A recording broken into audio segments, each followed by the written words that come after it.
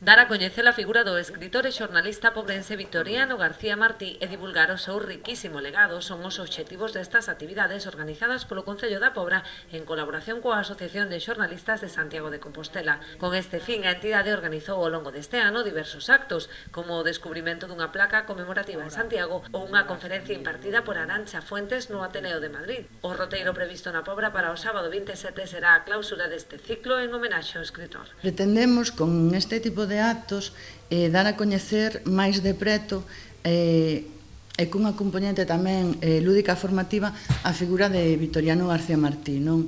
E eu quero agradecerlle a Luís personalmente, a Arantxa e a toda a xente que está facendo este tipo de actos, porque, este tipo de iniciativas contribuyen moito a dar a visibilizar e divulgar a figura de Victoriano García Martí, non? Que ten un legado tremendo e que creo que é todo aínda un descubrimento e temos moito que descubrir del. Ás 12 haberá unha recepción no Concello para a delegación da Asociación de Xornalistas de Santiago que participan no acto. A continuación partirá da Casa Consistorial unha ruta teatralizada polos puntos da vila que marcaron a vida de Victoriano García Martí. A entrada é libre e non é necesaria a inscripción previa.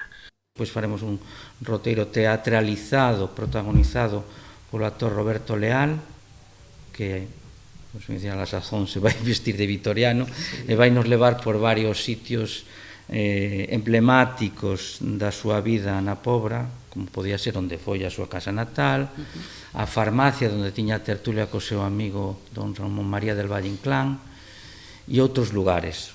Propio tamén visitaremos o museo. E nese roteiro tamén se lerá unha serie de textos axeitados, acaídos a eses lugares.